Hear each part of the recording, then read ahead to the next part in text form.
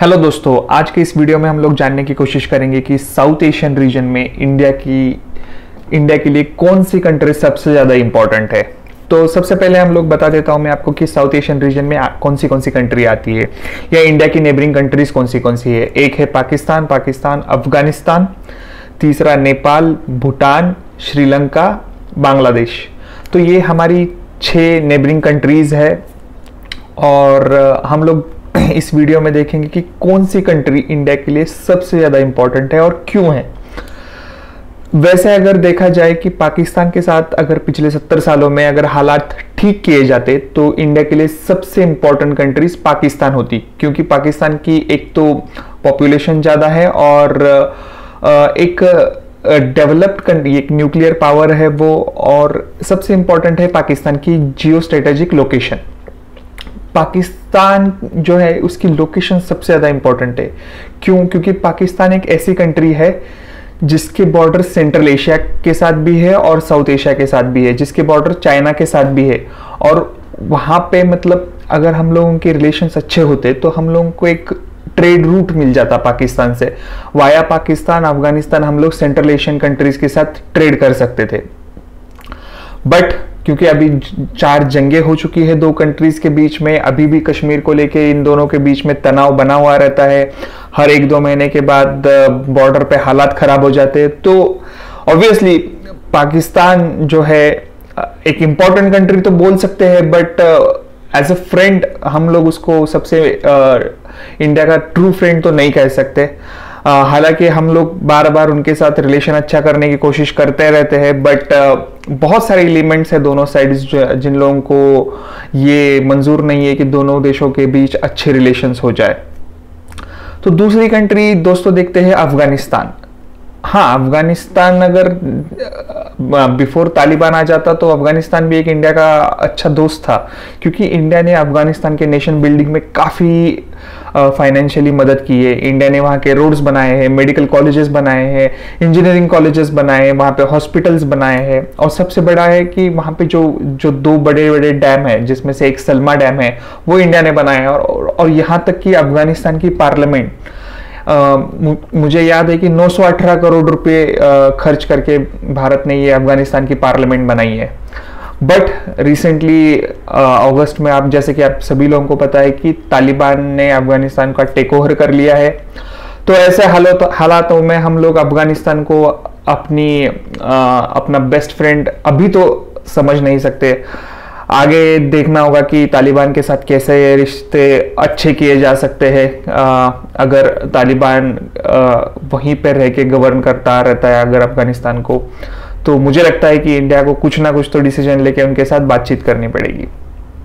But फिलहाल के लिए तो अफगानिस्तान को हम इंडिया का सबसे बड़ा फ्रेंड या कोई इंपॉर्टेंट कंट्री अभी तो नहीं, most important country in the region अभी तो नहीं समझ सकते। तीसरी है नेपाल। तो बहुत सारे इंडियंस लोगों के माइंड में है कि हम लोगों की मे बी नेपाल हमारा बेस्ट फ्रेंड है। बट मैं दोस्तों सबको क्लियर करना चाहता हूं कि नेपाल 80% ऑफ द नेपालीज वो इंडिया को काइंड ऑफ हेट करते हैं। उनके माइंड में हेट्रेड है इंडिया के अगेंस्ट। इसके पीछे के रीजन क्या है? तो एक तो चाइना का सबसे बड़ा रोल प्ले कर रहा है। चाइना, ये जो नेपाल कंट्री है ये लैंडलॉक कंट्री है, 2 बड़े कंट्रीज के बीच में है ये। ऊपर से चाइना है, नीचे इंडिया है।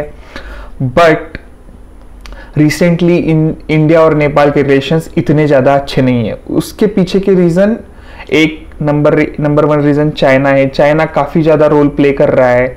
चाइना के जो मिनिस्टर्स वगैरह है वो बार बार उनके जो लोग हैं फॉरेन अफेयर्स के, वो नेपाल विजिट करते हैं। और नेपाल में करंटली कम्युनिस्ट पार्टी सत्ता में है।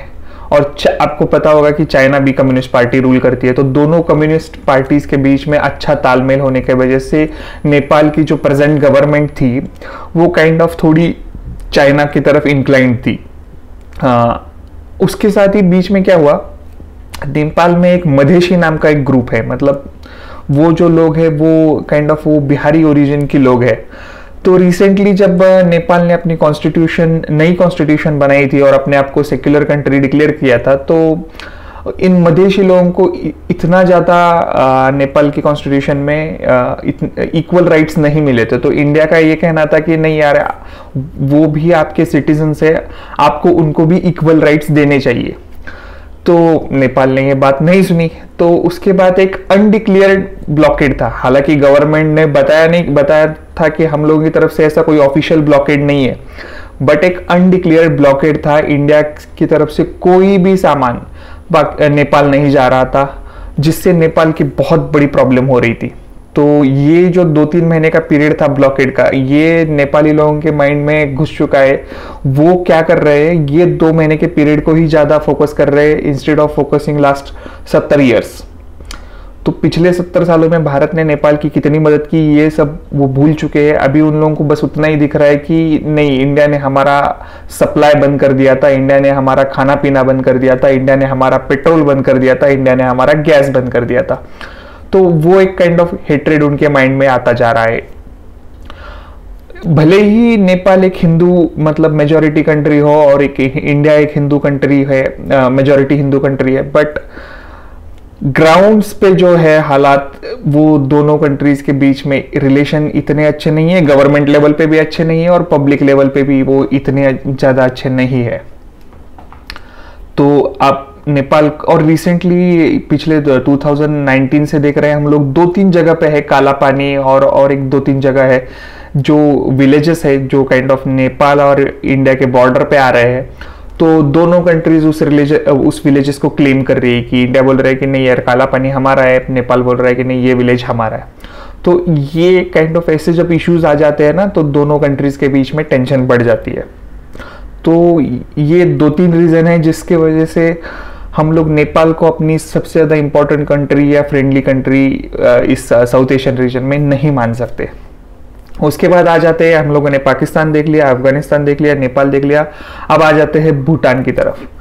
भूटान जो है ना, वो काइंड ऑफ एक न्यूट्रल कंट्री है।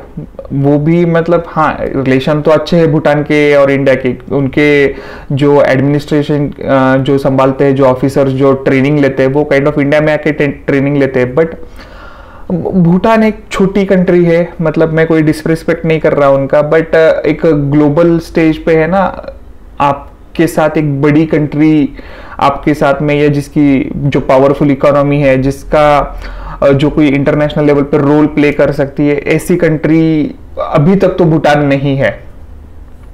हो सकता है कि आने वाले सालों में भूटान, क्योंकि हम लोग देख रहे हैं कि यूरोपियन कंट्री छोटी छोटी है but they are powerful countries, तो हो सकता है कि आने वाले सालों में भूटान अपने आप को डेवलप कर ले।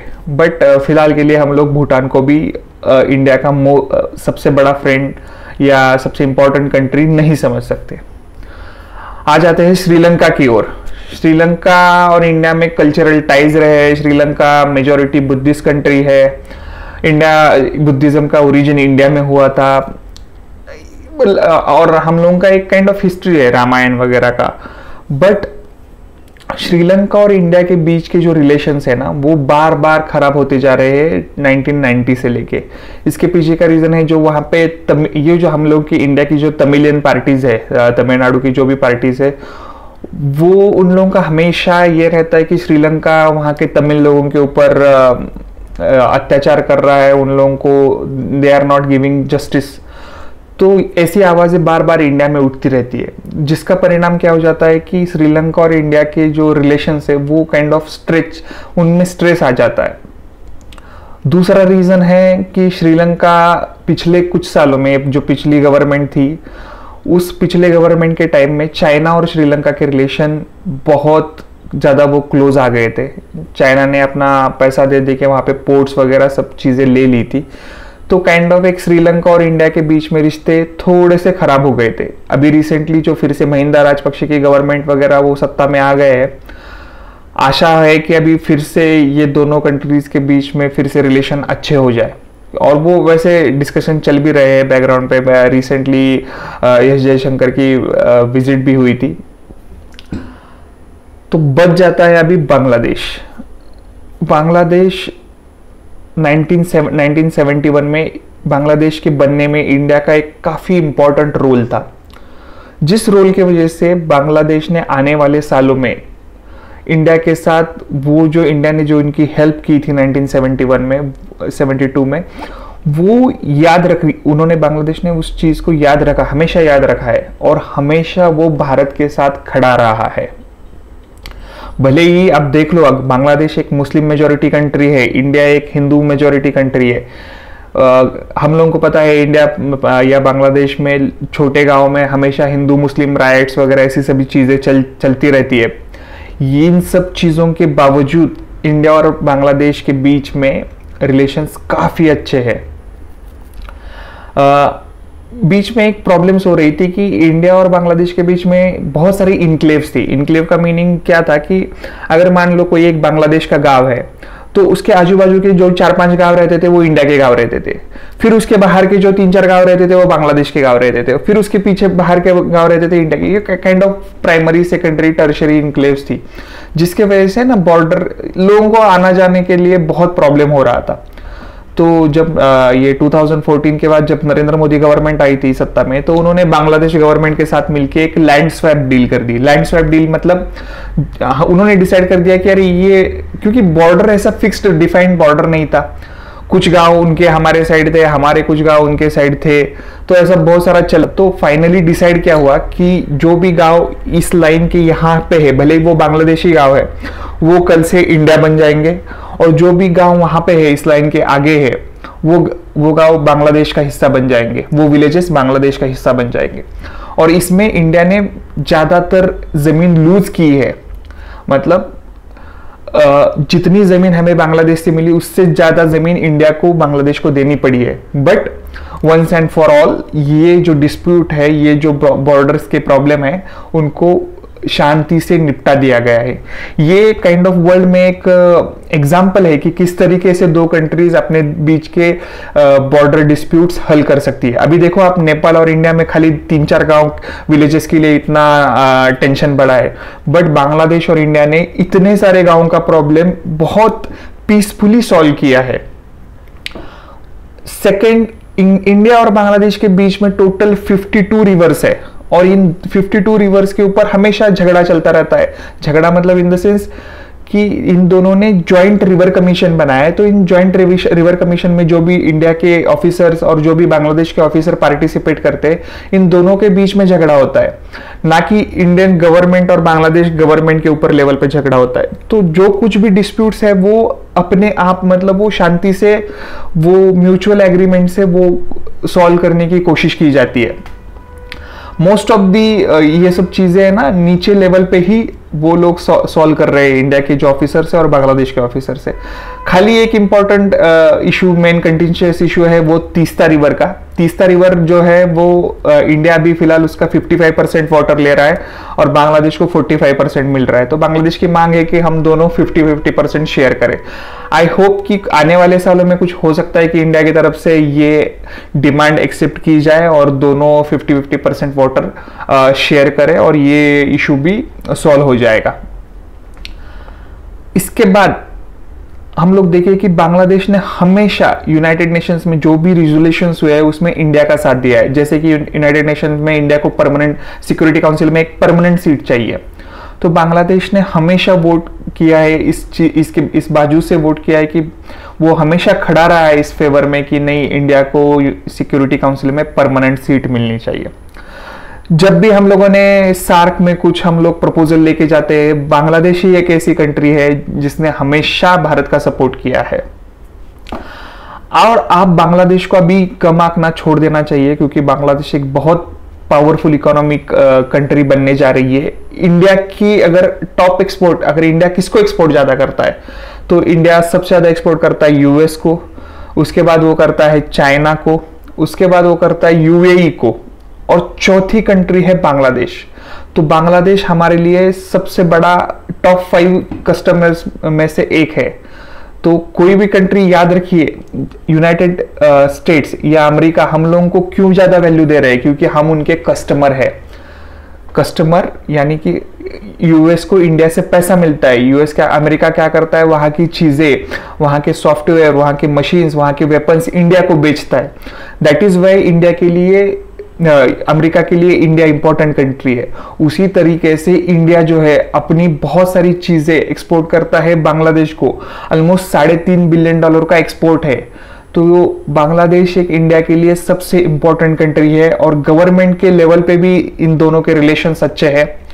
आने वाले सालों में इंडिया का एक प्लान चल रहा है कि इंडिया का जो नॉर्थ ईस्ट है और जो इंडिया मेनलैंड का जो पार्ट है उसके बीच में बांग्लादेश आ जाता है। तो इंडिया का एक प्लान चल रहा है कि 1-2 रोड्स बांग्लादेश से अगर पास किए जाए तो नॉर्थ ईस्ट और मेन इंडिया के बीच में कनेक्टिविटी बढ़ जाएगी। इससे ट्रेड और इकोनॉमिक चीज़ों में भी काफ़ी इंप्रूवमेंट हो जाएगी। तो बांग्लादेश को हम लोग आगे से नज़रअंदाज नहीं कर सकते। बांग्लादेश सबसे इंपॉर्टेंट कंट्री है इंडिया के लिए इन साउथ एशिया रीजन। और आने वाले सालों में अगर बांग्लादेश इसी तरीके से डेवलप होता रहा तो ये इंडिया और बांग्लादेश ये एक दुनिया के लिए एक मिसाल बन सकते हैं कि किस तरीके से ये दो कंट्रीज बिना झगड़ा किए पीसफुली कोएग्जिस्ट कर रही है। आने वाले वीडियो में मिलते हैं किसी ऐसी टॉपिक के साथ, तब तक के लिए गुड बाय।